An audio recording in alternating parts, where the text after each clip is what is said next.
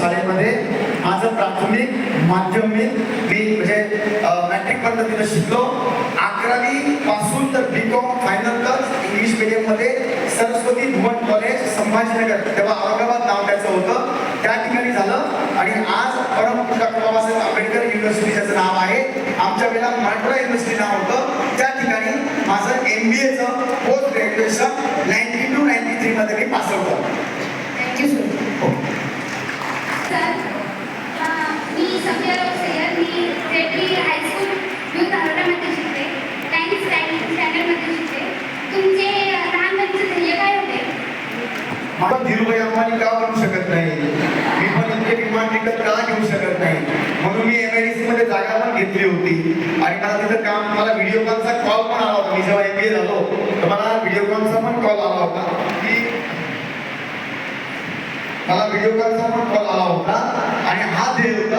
परंतु लहानपणीचे ध्येय जे असतात ते अगदी कॉन्क्रीट असू शकत नाही. प्रत्येकालाच उच्च उडण भरायची अपेक्षा असते, पण जसे जसे आपण अनुभव घेतो तसे आपले ध्येय बदलत जातात. आणि कालांतराने मी आज ज्या ध्येयाने आलो होतो त्याच्यापेक्षा कितीतरी उच्च ध्येय, कारण की मला लोकांची सेवा करायला मिळते, या ठिकाणी मी आलो.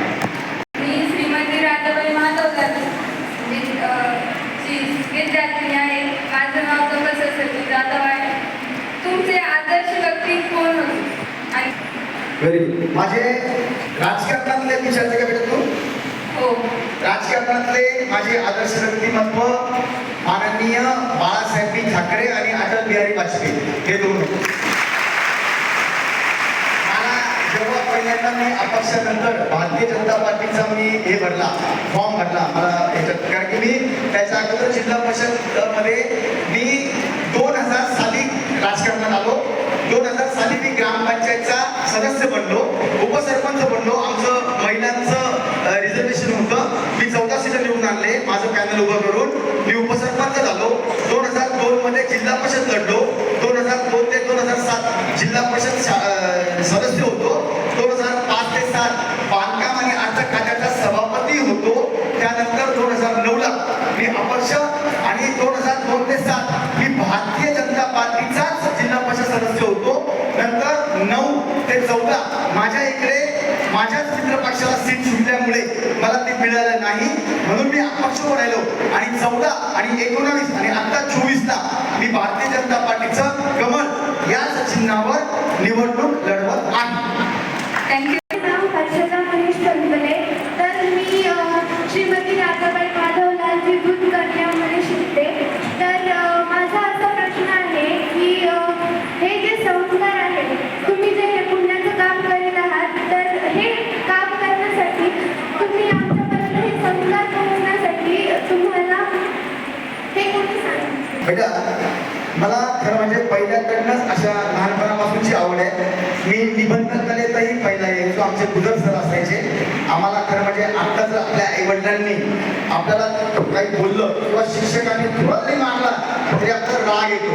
आमच्या पाठीवर झटकण्याच्या काठ्या तुटलेल्या इतका मार खाल्लेला मी लहानपणी, म्हणजे संस्कार जडले. शिक्षकांनी थोडंसं काही बोललं आणि मारलं, मी काही मारावं असं मी परवानगी देत नाही, पण आहे याच्यामध्ये लागलीच आवाज. कोणी कोणी एखाद्या शिक्षक असे निघतात की ते अडाचपणे मारतात आणि काही राग करतात, पण असे सगळे नसतात. अर्थात शिक्षक हे त्यांचा मारण्याचा हेतू शिक्षण देणे, संस्कार देणे असतो. आणि अशा याच्यातून घडत घडत माझे पप्पा दर महिन्याच्या शेवटच्या शनिवारी शाळेत यायचे, जिल्हा परिषद शाळा राष्ट्रदेशाला, आणि माझा अभ्यास तिथं सरांना विचारायचे, कारण की तसं शनिवारी जावं लागतं पालकांना. आणि अक्षरशः सांगायचे, आमची पूर्ण अशी हे व्हायची की जर नाही आलं त्याला मारू काढायचं, बिलकुल काही प्रॉब्लेम नाही, सरांना अशी परवानगी द्यायची. असं किंमत मला थोडसंच होत राहील. लहानपणी थोड्या मार करायचो तर 2-3 मारत मारत मला माझ्या पप्पांनी आणलेलं आहे, पण संस्कार घडले तसंच मला वाटायचं. मी जेव्हा 11वी-12वीला होतो तेव्हा एक मोठा पालकांचा मी कॉलेजमध्ये असताना पण मेळावा घेतला होता आणि एक प्रवचन ठेवलं होतं मुलांकरता. आठवणीत मला सुंदर केलं ते. आणि आता मी असं उलटत असतो. आता मला वसंतजी हंगारे यांचा कार्यक्रम चांगला वाटला, मागच्या वर्षी घेतला होता, त्याच्या मागच्या वर्षी वेगळे प्रोग्राम घेतले होते. आणि म्हणून हा संस्काराचा कार्यक्रम आपण घ्यावा असं मला सुचलं आणि म्हणून मी तो घेतला. का वाटलं का तुम्ही राजकारणामध्ये जावं? मी त्याचं उत्तर अगोदर दिलं, तरी मनुष्याचं ध्येय काय असतं की आपण पैसा कमावा, चांगलं जीवन व्यतीत करावं. पण त्याच्या व्यतिरिक्तही जसं मी सांगितलं, आपण फक्त 2 मिनिटं वसंतजी अंगारे साहेबांचं इथं आगमन झालेलं आहे.